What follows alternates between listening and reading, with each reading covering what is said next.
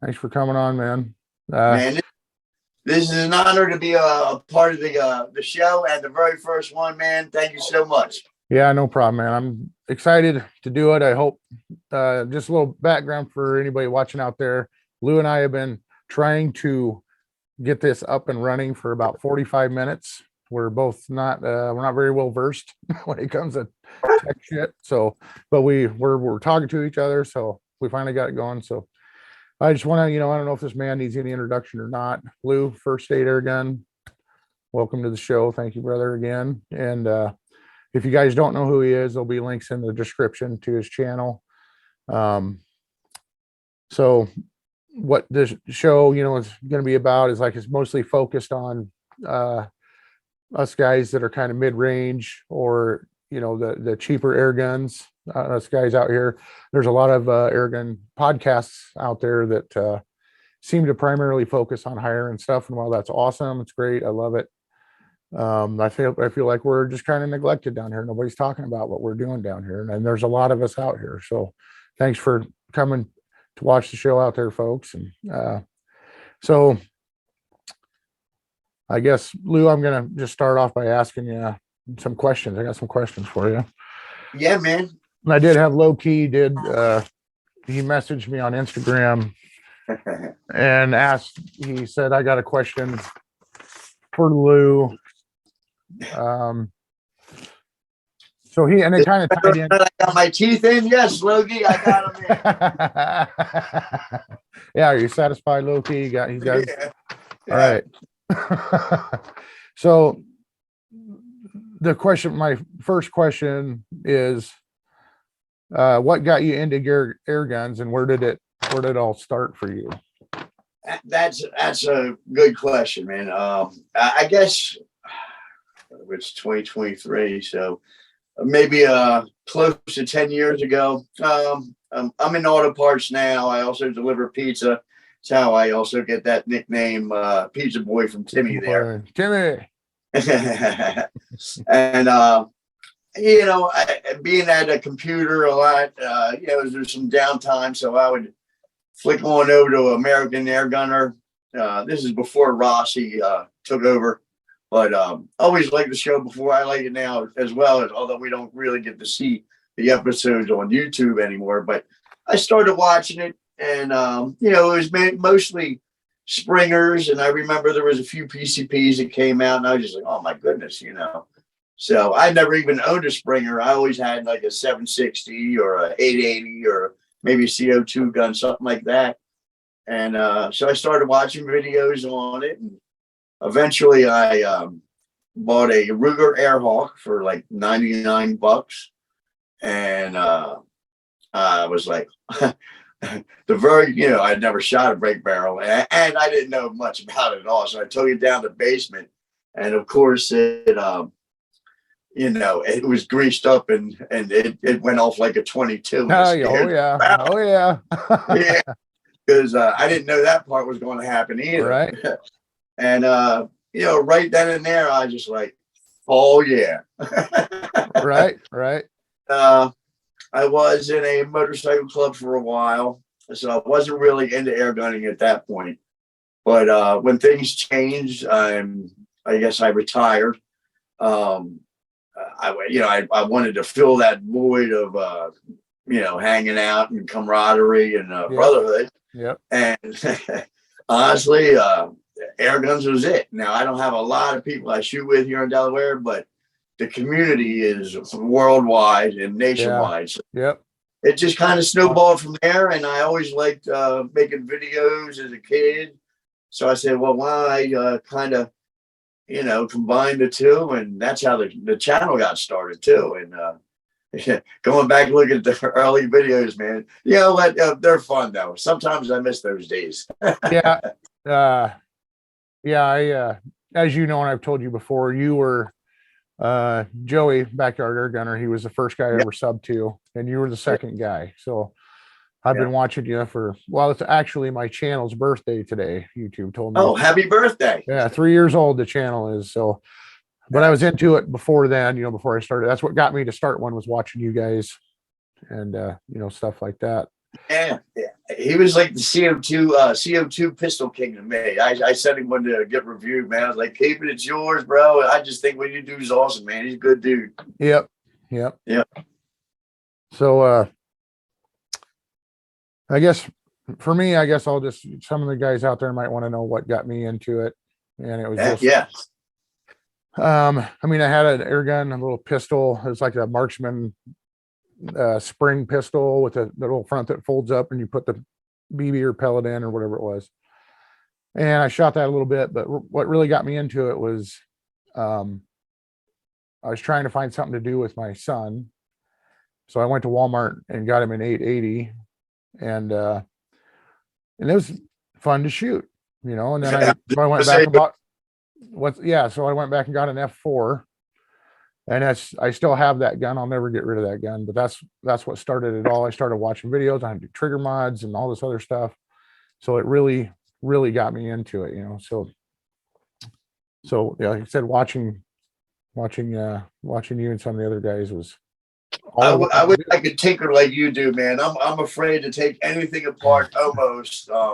But the only thing I've ever worked on was the 13, series pumpers.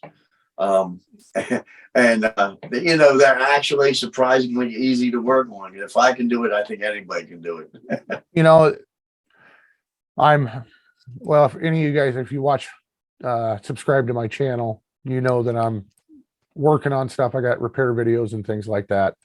I'm a mechanically inclined person, and I kind of have, sometimes I get kind of I have to know how this thing works. So, and just like anything, when I got into air guns, I had no idea how these things work. So I started tearing into them. So, I do enjoy working on them sometimes. Like I have my Hotson Model 125, the Vortex ram went bad in it. And I have several other Hotsons laying around here, and I have converted a couple to ram guns. So I have springs, and I thought I'll just do a real quick spring conversion on this gun. And well, the parts aren't exactly the same, which I knew that. So I'm doing some modifying to parts.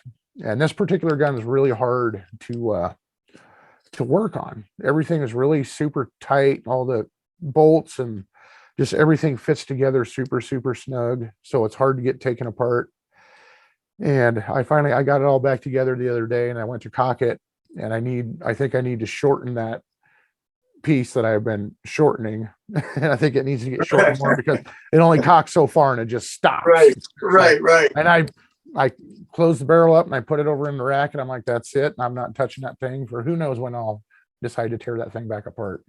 But I always like working on them. I've got a 2240 that I bought last year, and you know how life is. So we're just trying to find spare time to upgrade it. But hopefully this spring I'll have a 2240. I'm gonna get some buck rail. Obviously, now I'm kind of digging what he's got going on out there. Yep. And I got a barrel for it, 24-inch barrel, of course. Yeah. What makes you go a little faster? Yeah, Terry's stuff's awesome. Yeah. I just bought that the barrel band with the pick rails on it for the 1357, and I love it, man. And it's so reasonably priced that you can't beat it. Yeah, man, yeah, that's the thing about it. I've got several of his moderators and other parts, and I see them all over. Yeah, it's because I wasn't making videos for a while, for about a year. I mean, I kind of got away from it. You had videos out of over a year ago, right? Yeah, so I'd kind of just gotten away from it. I mean, I was still shooting here and there, but recently I really got hot and heavy back into it and wanted to start making videos again. So when I first got into it, I got a 1377. And as I said, I like to tear things apart and I like to do a lot of research. And so I started just scouring YouTube, and I came across Terry's channel back then. He had a channel. And at that time, I think all he really had was like the optic mounts for the 1377s and just a handful of other things. And I started messaging with him because I was totally intrigued by it. And I ordered some stuff from him, and I have a video on those optic mounts and several of his other products from back then.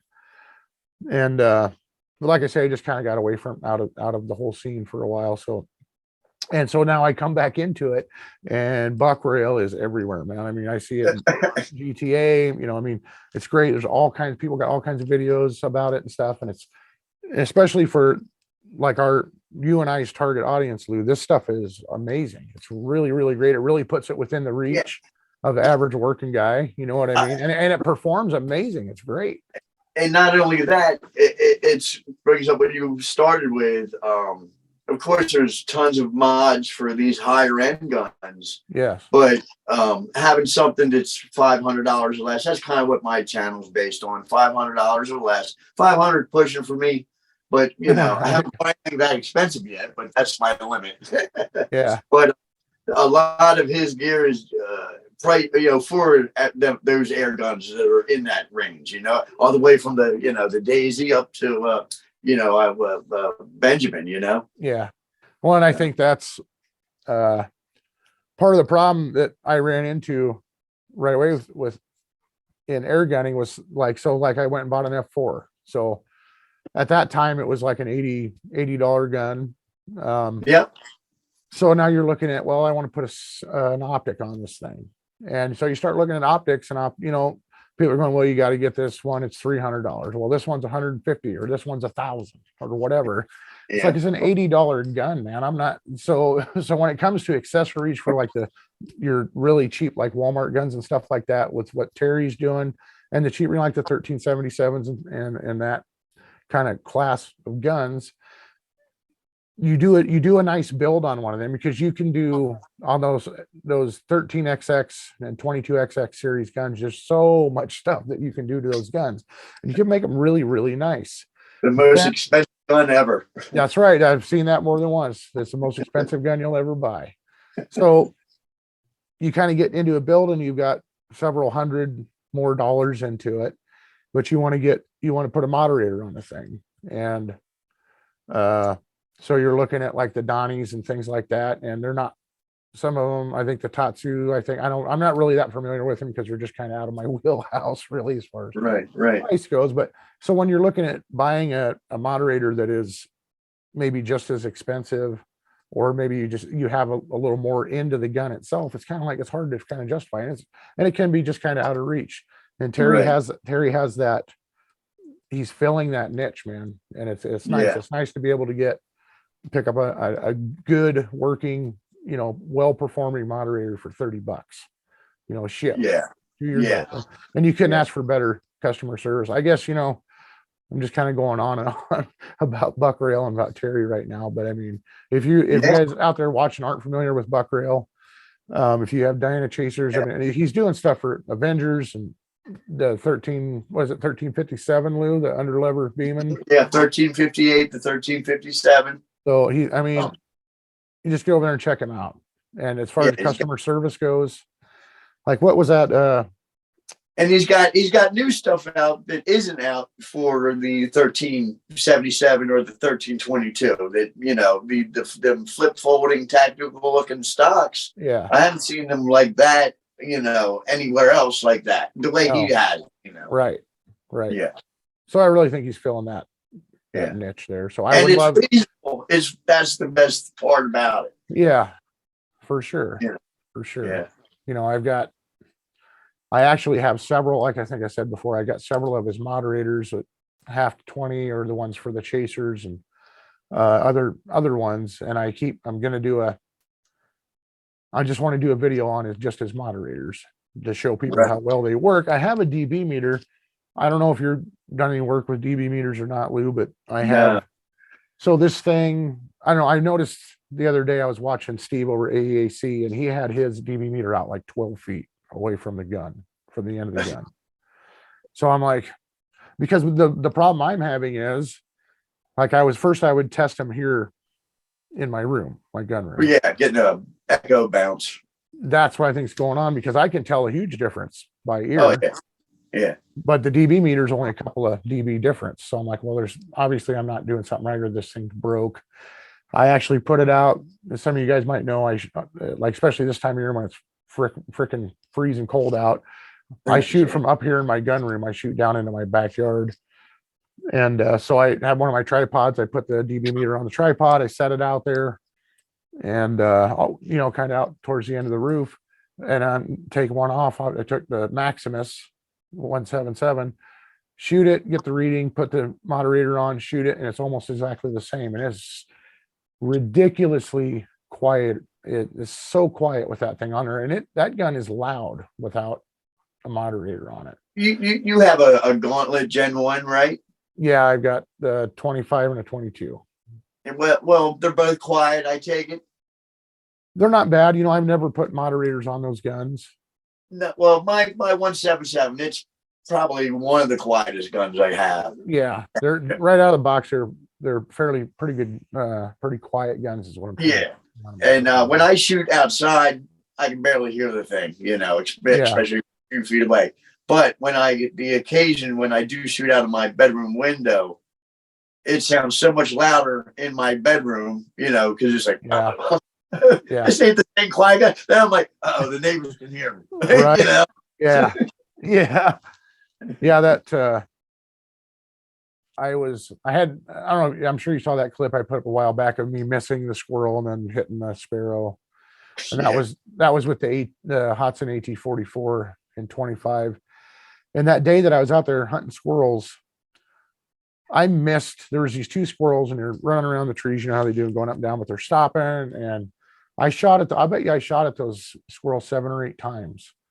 And they would kind of stop for a second. And then a couple seconds later, they just keep doing what they were doing. I absolutely love the Quattro systems on those Hotsons, but even that gun was super, super quiet, quiet enough that it didn't really spook those squirrels. But I do get the same effect though when I'm shooting it out my window here. I'm like, that thing's actually kind of loud, but really. And in most instances, you're going to be in an open area or outside, so it's going to be quieter. So yeah. Let's see. Yeah, what else you got for me there? Let's see what else we got on the list here. I guess I'll just ask you this next question. What keeps it going for you? What keeps your passion and interest going in the air guns? Probably pretty much just talked about some of it, you know what I mean? Yeah, we covered a little bit of it, it's exciting. It's keeps me out of trouble most of the time. Yep. Unless it's a neighbor, but it keeps me out of trouble with the wife. Mm-hmm. And that the brotherhood, the camaraderie, helping the whole airgun movement move forward. I just enjoy it. It's a day where I have a day off. I usually work 6 days a week. Yeah, I know you work a lot, man. Yeah. And then Sunday, as long as it's not like raining or 12 degrees out, I can shoot. So yeah. Yep, right. That's why I just still like it. So that's good. I started the channel in 2019, and this May it'll be 5 years. So I've been shooting over 5 years now, but the channel will be 5 years, and I haven't improved that much in my accuracy. I got maybe another 5 years. Yeah. Hey, just keep shooting. That's right. It's still fun, And then when I do get a good crew, I'm like, yeah. Yeah, man. There's something about good groups that just makes me happy. It's one of the things I love the most about shooting. It's just being able to shoot is great. Yes. But when you, especially like with a Springer, I mean, I love my PCPs and I love my spring guns too. But man, when you finally figure out how that baby likes to be held and you do it just right and you pull the trigger just right and you can get that consistent group going, that makes you feel really good and it just makes you happy. Puts a little pep in your step. It does, man. It does. And going back to something that you said about like the community in the air guns, when I got into watching and then watching you guys and seeing in the comments and stuff, you start seeing the regular guys and going back and forth trade comments, and there was a real accessibility to the creators that I really, really liked. So because they were interactive with their viewers, where there's some things in this world where people that that make things like videos and things like that, they don't want to talk to you. And the airgun community, I don't, just about any level you can think of, they will interact with you if you're willing to interact with Yeah. them. So that really Yeah. drew me to it. And I was like, and I am admittedly, and I think most people are, we got a bit of a validation hound in us, you know what I mean? So Right. I thought, Yeah. maybe I can start making videos and I can be of service to people, and then kind of get some of that too. So, Yeah. but the community is great, man. The people are awesome. Yeah, and they are more accessible, and they're kind of like some guys that you meet are like my idol, my hero, you know what I mean? And Yeah. the rest of the world may not know it, but to you, it's like, oh my goodness. Yeah. Yep. You know? Yeah. Yeah. Yeah. So that's really cool aspect. Yeah. Of it. Let's see what else I got here. You know what? I said in that video earlier today, I was talking with Corey and he gave me some good question ideas. So let's hit some of those up. Cornfields and crosshairs. Cornfields and crosshairs. If you guys aren't subscribed to him, you need to go over there and subscribe to him and start commenting on his channels about how he needs to get some more content up. Hi, Corey. If you see this, I know that long ago I wasn't putting up content, and I'm back doing it. But Corey is I don't know how well you know him, but we've gotten to know each other pretty well, especially here in the last couple of months. And he is one of the smartest guys I've ever met in my life. He really is very, very passionate about air guns, and he's really, really into it. So anyway, I digress. So what is your favorite shooting position? I would love to say offhand. Yeah, right.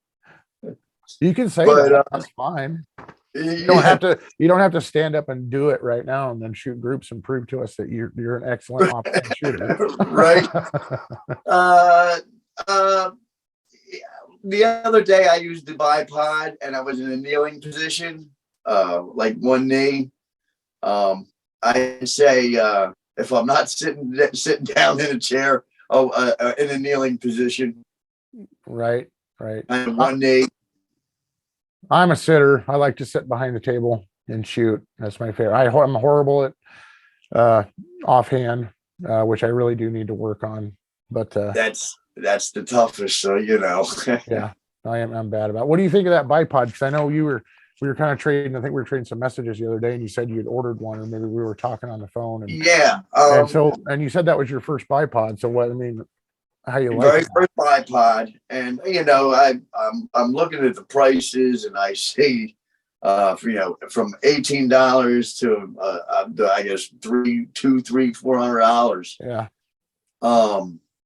The one I got was from Pinty.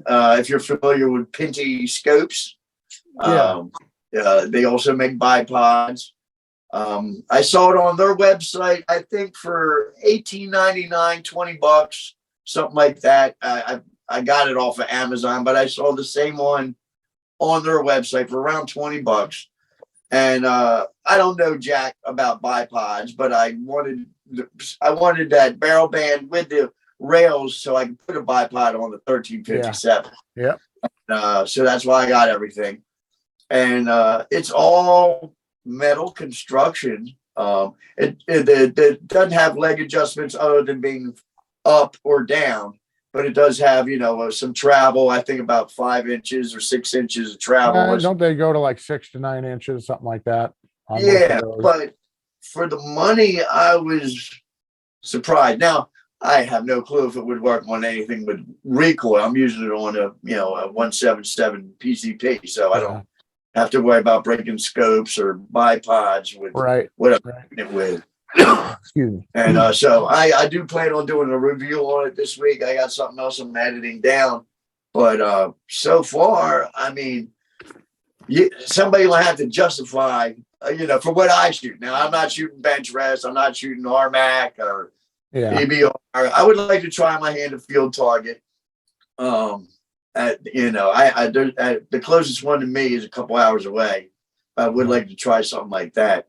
But it for me, I couldn't justify spending a lot of money on a bipod, especially because I don't know anything about them. But so far as what I wanted it to do, it's doing it. So I'm happy. Well, you know, that kind of thing with the bipods too, like you're saying, like there's some that are, you spend $300 or $400 on like a nice Atlas, a bipod, and you see the copies of them. And that's all that I have too, Lou. I don't have any high-end bipods, but it's kind of like with optics with me. I'm at a point now where in my air gunning where it's like, I have some guns that can potentially shoot longer range now, not real long or like that BT65. My plan with that gun is to be able to shoot at 100 yards and shoot well with it. And you know, I have like some penny 6 to 24 by 50s, and just they're not high end scopes by any means. No, good for 50 yards. Yeah, but here's the thing: I had never looked through the glass of a really good scope or had my hands on a really nice Atlas bipod, because I know what's going to happen. I know what's going to happen, and that is going to be like, I cannot live without this thing ever again. I have to have one. You know what I mean? So, and then that takes away from money from buying guns. You know what I mean? I got a little problem, Lou. I got a little problem with buying guns. Ask my wife. Yeah, stay keeping your Honda Civic. Don't test drive the new Corvette, you know? Yeah, it's just I know I'm gonna have to have it, because I know the bipods and stuff, there's a reason why they cost more, and there's a reason why those optics cost more. Yeah. And it, like most things in life, you get what you pay for, and usually, you know, the more you pay, the better the quality. 9.99 times out of 10, you know. Yeah. And that, you know, but those bipods, like I've got, oh, like these style here. I don't know if you guys can see them. They go around the barrels for like the brake barrels and stuff. I learned quickly I don't like leaving these on the guns. If I'm shooting, I'll leave it on there. But even usually then I'm usually bagged with my guns. So because it like leaves, there's padding in here, but it kind of, I don't know. I'm just afraid it's going to scratch up the barrel or something like that. So I've got those, and then this is probably very similar to what you have, right? Yep. Yeah. So I've got not a bunch, several of those. There's also a style like this that holds on to like a Picatinny Weaver rail. I have some of those, but I did get, oh, well, I got one right here on my crawl, my MP03. So, and that's like an Atlas knockoff. Yeah, I see. Yeah, mine doesn't have that adjustability, you know. Like, yeah. Well, yeah. I found these on eBay for like $22. And I like them. The only thing I don't like about them is it has this wheel right here to tighten this down to keep from spinning. Right. And they get loose kind of easy. So then the whole thing and it pivots and stuff like that. So definitely not that I have any point of reference, but it's definitely not an Atlas bipod. But I found these, and I really like the looks of them. You know, I like having that kind of raked look to some of my guns. Yeah, you know what I mean? Like a 70s chopper. Yeah, man. So I kind of like it. I bought 2 of them. I haven't got back on eBay to buy any more. I found them on eBay, but yeah, they were like $22, free shipping. So I grabbed a couple. I'm sure I'm going to get more of them. So, you know, there's just stuff like the more tactical looking stuff looks really good, I think, with a bipod like it's fun. Yeah, that's part of it too with air gunning, because there's some really nice guns out there, even on the lower, you know, mid-range, lower side of guns. There's some really nice guns, nice looking, and it puts those in the reach of guys that, you know, like when you see the brand new, whatever the latest AR mod build, whatever, or right, these guns that are, you know, ARs you can get pretty cheap, but you can spend multiple thousands of dollars. Not that you can't on an air gun, but you can spend a lot of money on one of those, and then it costs you $1, $2 every time you pull the trigger. You know what I mean? Yeah. And it's just like, I can't do that, man. That's not happening. You bring up something there. I don't know if it's going to be a question or not, but my favorite caliber is 177. Yep, I know that. And that it's almost like some people are Some people are kind of off put by 177 and it's not manly enough for you or whatever. I don't know what the deal is. That's all it is. That's all And it that's, is. and I've actually had a been on a 177 kick lately. And so I got some stuff coming up. Like I got a Hudson Hydra in 177 and I did that video the other day on that brake barrel. And That Gammo arrow, I don't know where it's at. It's in the bag there. The Gammo arrow, man, that little 177, the first couple shots, that kind of comes down a little bit and plateaus out a little lower FPE, but it's shooting like 20 foot-pounds of muzzle energy. yeah. You know, and I love that out of a 177, man. Yeah. You can throw a heavy slug in there, or not slug, I'm sorry, heavier pellet. You Right. know. It has all that. That's a lot of energy for a 177, man. You know, It is. And from what I understand, the 177, the trajectory on 177 is so much flatter than a 22 or a 25 or yeah, it's and up yeah, as far as pellets go. I don't know yeah. about slugs. I'm just kind of starting. I got some slugs coming. It'll be my first slugs I ever messed with. So And Joe from Predator, Yeah. He was talking about calibers, and we were talking just a couple quick comments. The 20 caliber out of the 177 2225, nobody has it. Not too many people shoot it, but the 20 caliber, I think, is like the most actual. Like you get the best of both worlds. You're getting power and a flat trajectory. yeah, But I've never shot a 20 caliber. But I that's haven't what I either. heard, and that's what Joe was, I think, referencing too. Yeah, he's been chomping at the bit on that for a while now. I mean, and Corey over at Cornfields and Crosshairs, he's all about 20 cal. So Okay. I'm hoping that there can be kind of a resurgence there. I think, and it's just another caliber to me to play with. I mean, then I gotta add a couple more guns. I gotta have a couple 20 calibers, you know what I mean? So Yeah. Right. Now that they got them, hey, if they make them and make pellets for them, they'll sell. yeah. And it's all about marketing. I mean, it's just like anything else. Especially if, like I said, because you're kind of getting that in that medium there. You still be hunting small game, but you want that flat trajectory. You want more energy. And the great thing about shooting the small calibers, it's cheaper. Yeah. Yep. You get that 10 of 500. You know what I mean? And you can shoot all afternoon with that. Yeah, and you can shoot in your basement in some cases, depending on what you're using. Right. Yeah. So yeah, I'm excited to get my hands on some of these slugs, and I'm getting some knockouts, and Nice.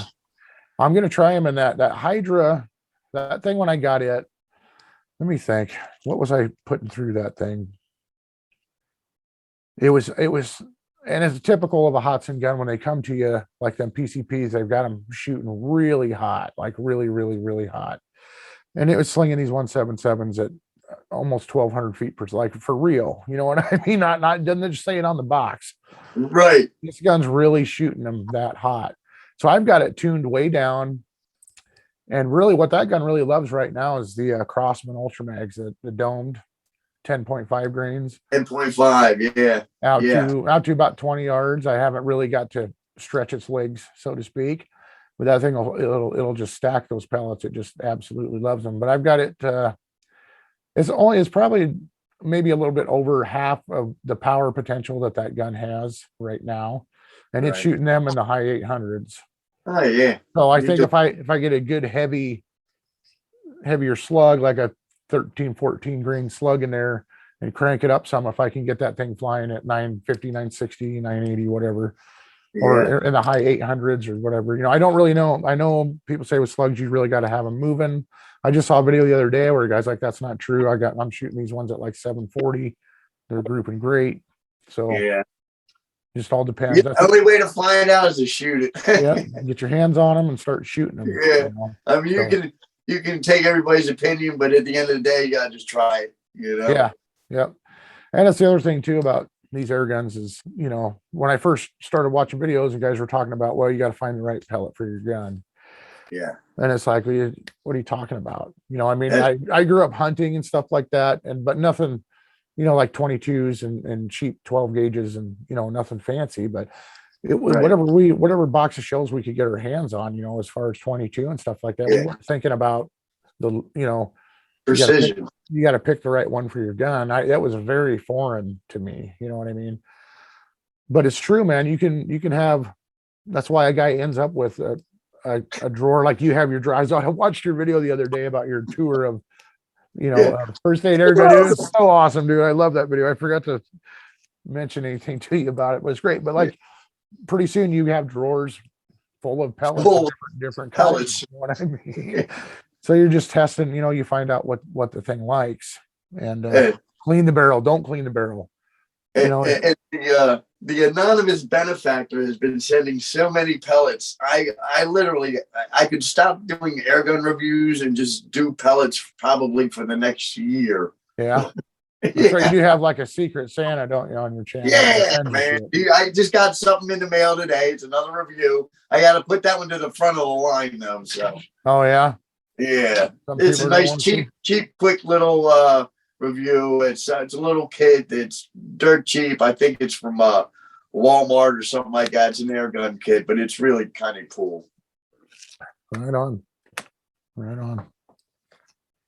Well, what else? What do I do with that? Any more questions from Corey over there? I do have some here. I think I know this question, but I think is a kind of a cool question that people out there might want to know. And it's a real simple thing, but paper or pest? So which do you like better, or equally, or? I am more of a paper guy. I don't, because of where I live, I don't get to do much pesting. But the one pest I don't mind hitting anytime I get a chance are starlings. Yep, I know you're not a fan. Yeah. So because they tore up my soffit, and I had to wait till the neighbors were all at work. I was off one day. I'm out there with my 1377 sneaking down, laying on the deck, shooting, taking a little legs dangling out, Right. I got him, and he died in between the soffit and the really. Yeah, little legs Can't get to him. They had fall out. Yeah, they're but I'm a paper guy. I like shooting paper. I like shooting ballistics gel when I get a chance, or clay. I like to see what the pellet does. Yeah. It's one of the things I've always enjoyed about your channel is watching it's time to shoot some clay. Everybody, the famous line, buddy. I know. I want to get back into those types of videos too. The simpler, you're like, hey man, let's just see what this pellet does at 10 yards out of this gun to a piece of clay, Yeah. Yep. And see what kind of damage, it's a simple video and I should do more of them.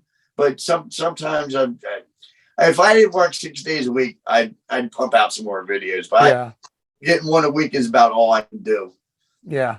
I think that's enough. I mean, I know there's guys cranking out videos, several a day and stuff like that, but I don't have time for that. Oh, it's tough. It's tough. And then editing after you film it all, Yeah. And the more because I've always enjoyed your editing too, but the more I get into it, the more it's like, well, I want to make better quality. So I need to do some more editing and stuff. And you can have in a 5-10 minute video, you might have between filming or, recording and all. I mean, we're talking hours of work. Yeah. So, definitely all day, Yeah. I mean, it's hours. A whole thing. Yeah. How many did you say? At least 8. Yeah. So the whole day shooting, going back and forth, and then packing up, and then editing, and sifting through all your clips and put them together. And then if you're like me, add these explosions and sound. Right. Right. So hey, half hour. Just know that Lou's out here. He's working his ass off for you guys to get you these videos. So enjoy them. I want a pass to SHOT Show next year. I'll pay for the flight, the hotel. Somebody hook me up with a SHOT Show pass, 2 preferably, and then solo. But if anybody sees us can make that happen, please, thank you. All right, somebody get on that. Sorry. Let's get Lou to SHOT Show. And then I'm just going to ride in your trunk on the way out. There you go, man. I'll just mooch off people out there. I know a few people. So Oh man, that would be great. I would really like to go to that sometime. Yes. I have aspirations of going next year. I don't, we'll see what happens, but That would be great, man. I'm with you on that, dude. You know, that would be incredible to be something like just to be a part of it. And, you know, it'd be like meeting all the celebrities again. yeah, man. Look, you know, Yeah, it would be, and yeah, it's 18 hours from, if people don't know, I live in Nebraska, just, I'm just going to say Omaha in that area. gotcha. And so it's like 18 hours to Las Vegas because everybody was at SHOT Show this year. I Drive Googled time. it. I Googled it. I'm like, oh, how far is it? I mean, well, it's 18 hours. And probably if you're going out there on your own, you're probably going to spend, if you stay for 3 or 4 days, what do you think? $1,000, $2,000. I mean, Yeah, you can spend, and eating out and all that shit, driving out there. probably not in the nicest of places either, but $1,000. Yeah. Yeah. That's just don't have it, right now anyway, but Yeah, no, I'm with you though. I'd make it happen one way or another, but yeah. I think it'd be fun. It'd be fun to do videos out there, like PJ Clark. Yeah. He had some really awesome coverage throughout the week of SHOT Show. Yeah, I I like really all enjoyed his it. stuff. Yeah, I mean, I really, really enjoyed it. You see that new Diana? What's that thing called? It's PCP they're coming out with. I don't know. He did a video on it, and it's a nice long rifle, real kind of a I'm classic trying to remember. look. But I think I looked him up though, and they're going to be, I want to say around $1,400 or something like that. So not really, Yeah, not really for me. But yeah. but That's but why man, what I a don't beautiful, remember it. beautiful As soon as gun. they said something like that, I was like, memory wiped. Yeah. It's like okay, I'm moving on. So yeah, it's just not in the cards. But again, if Diana, if you'd like to sponsor me or Lou, we'd be glad to do reviews on your guns if you want to send them to us. Or SHOT Show. Yeah, we're SHOT Show. We'll give you that coverage that you're not going to get from anybody else, right, Lou? Exactly. I guess we're going to address the elephant in the room here, Lou. I mentioned it in the in my little promo video that I did today. Yes. About so there's a website, guys. It's called Zoom Info, and I just put in First Aid Airgun and Googled it. I'm trying to be as thorough of a host as I can. I mean, I know Lou. I know quite a bit about him already. I probably didn't need to do any research, but I did anyway. And I'm glad that I did because it says right here, First Aid Airgun, retail, Delaware, United States. First Aid Airgun is a company that operates in the sporting goods industry. We can say that that's true. It employs six to 10 people and has a 1 to 5 million. They do 1 to 5 million a year in revenue. So, and it's headquartered in Delaware. So, do you want to explain this, Lou? Why you've been holding out on us? You got millions of dollars. You could be going to SHOT Show. What the hell's going on? Yeah. Well, obviously, because you found it on the internet, it has to be true. Yeah. So what I think is somebody's embezzling all my money. For those of you who don't know, I have a little mom and pop shop, firstateairgun.com. I buy refurbished or overstock items when I can out of a warehouse in Florida. Anything airgun related. I'm going to start moving more into outdoor stuff. So I might start selling some knives and pistol crossbows as well. I'm not sure yet, but it's mom and pop. I don't have a lot of inventory. So most of it's sold out half the time. So yeah, I make now when you said 1 to 5 million, did you mean $1 to 5 million? No, that would be accurate. Let me check. 1 million to 5 million. So, no, that information I believe, and I hate to debunk the internet, but get it from the source. I may have had $300 in sales last year because I went to my local farmers market and sold a lot of stock right there. But yearly sales on the internet is probably around $20, maybe 50. Right on. And I'm sorry to say I was not texting you back the other day from my yacht. Yeah, yeah. Lou had made a post about it. So I did a screenshot and sent it to him, and he made a post on Facebook, and I think Instagram too, didn't you? I'm not sure. Anyway, Right. it was on I stuck Facebook. it in Instagram. Sorry, everybody. Yeah, yeah. And I made the comment that he was texting us this message from his yacht or something to that effect. So I am Elmer J. Flood, millionaire. I own a mansion and a yacht. freaking awesome, dude. Them old folks will get that. Yeah, right. Yeah. The younger guys out there, you might not even know who Elmer J. Fudd is. I do that sometimes. I work with a couple of younger guys, and I'll reference like a Caddyshack line, or Right.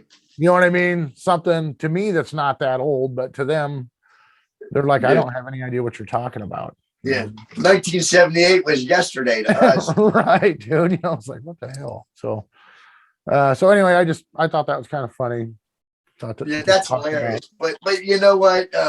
I'm just going to roll with it. Yeah, I'm a millionaire. So if you do want to send me the shot show, you don't even got to worry about putting me up in that place. I'll just take the ticket.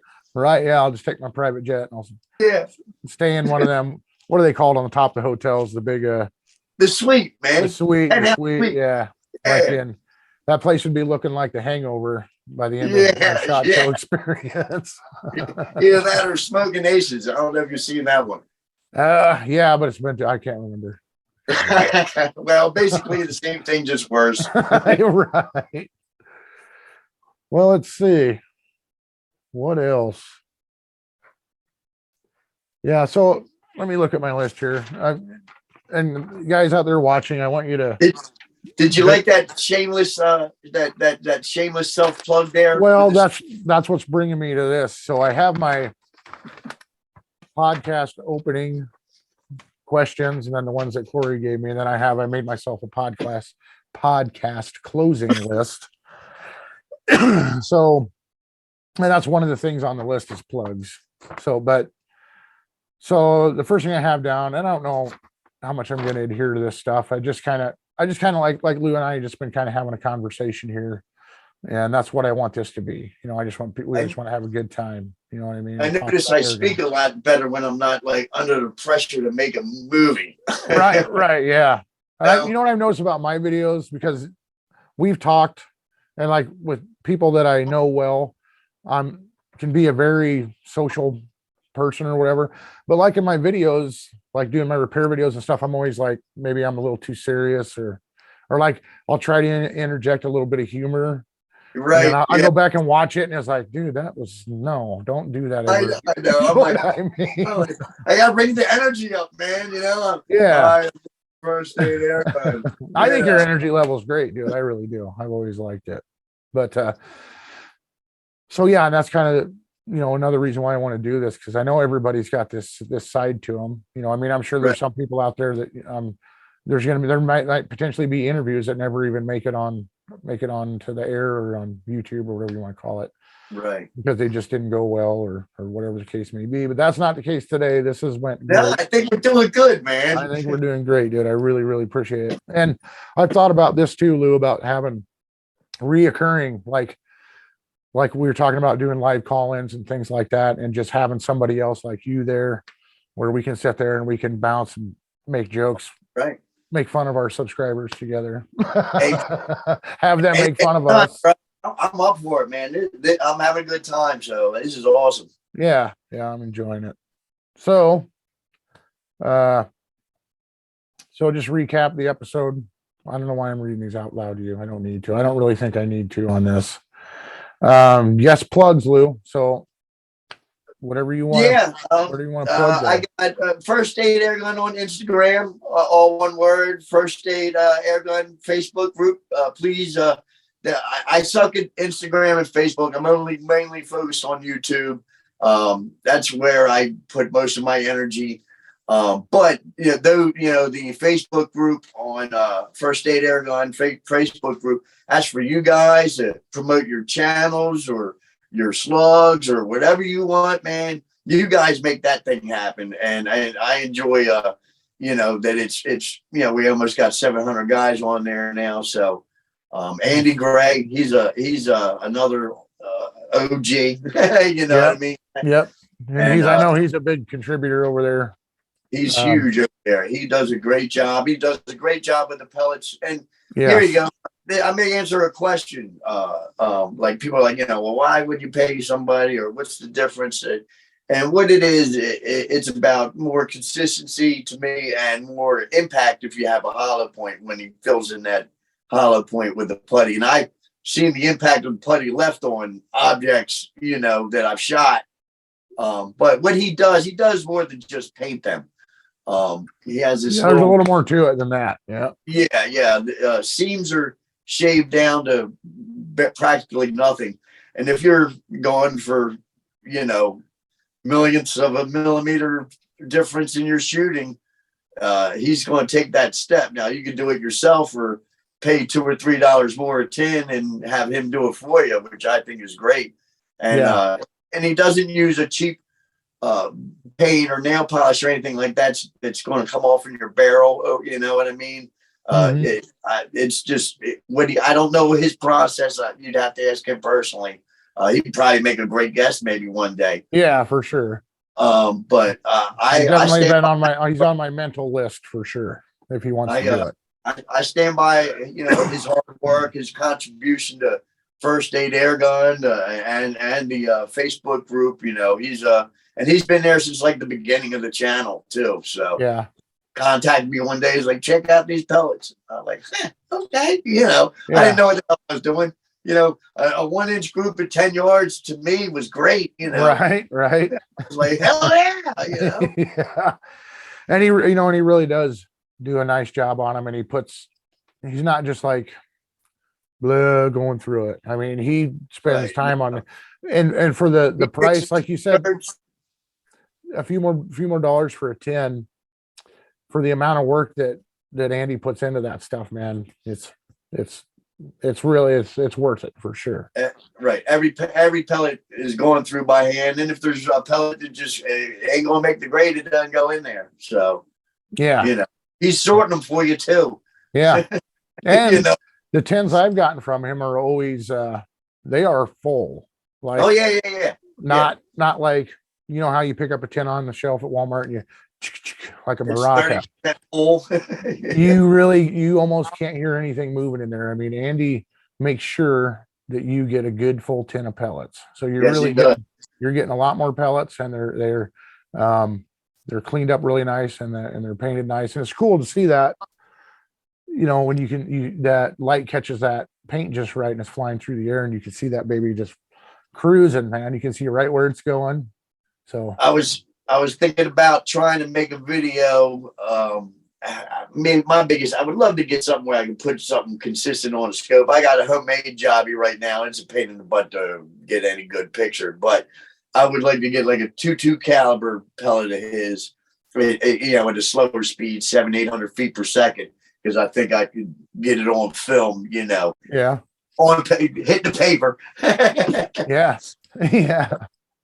But that'd be fun. That's something I want to do. So maybe this spring or summer I'll be able to do something like that. Yeah. I'm trying to set that shot up and be. Well, anyway, finish the plugs. Yes. Oh yeah. First Aid on Instagram, First Aid Airgun on Facebook group. Feel free to join that. Obviously, First Aid Airgun on YouTube and firstaidairgun.com for the store. And my contact info is in the YouTube area and in the on the website. So even if you need to contact me personally, there's a way to do that as well. Right on, Lou. Well, I think we'll maybe try to wrap it up here. And you got it, brother. I want to thank you a lot for coming over to do it. I'm going to throw in some shameless plugs here for myself now. So we're just getting started with this. So airgunradio@gmail.com with questions for me or something else that I want to do. Also, if you have managed to make it all the way to the end of this episode, thank you. But something, and this is something I was talking to Corey about, is in the intro, when this episode goes up, you guys will have seen the intro and you can let me know what you think about it. But something I want to do is make it kind of interactive with the audience. So I want guys to send in pictures of their guns, and you can email them to me. and then I can work those into the intro and like put your YouTube handle in the text or whatever of the email. So then I can work out those into the intros for the show, so people can get to see their own guns up on the video, on the YouTube, on the intro to the show, which I think would be a pretty cool thing. I'm stumbling a little bit, man. Yeah, it's fine, man. It's been a long day. Yeah. So, okay. So airgunradio@gmail.com, Radio Airgun at Instagram. There's Airgun Radio Facebook page. And then, of course, there's my Big J's Outdoors and Airguns channel. That's Big J's Airguns on Instagram. I'm not on Facebook with that at all. So it's just Instagram and the channel, guys. I've been at it for 3 years now. So putting up videos. So you guys come by, check it out, send questions, whatever. Lou, thank you, my man. Thank you, my brother. Thank you for doing it. Have me on again, please, man. This was fun. I had a great time. Yeah, it was great, man. We're definitely going to be doing this again. You guys let us know what you think out there in the comments about us, and if you want to see more of it. I don't think it's really going to be your choice, so we're going to keep doing it. So, and don't forget, me and you are going to meet at SHOT Show next year. Yeah, we're going to be at SHOT Show next year, so maybe we'll start like a GoFundMe thing, so Lou and I can go to SHOT Show next year. Yeah, there you go. Anyway, all right, cool, man. All right, brother. Episode. Thanks, brother. Thank you. You have a great night, and thank you, everybody. Everybody, stay safe and happy shooting.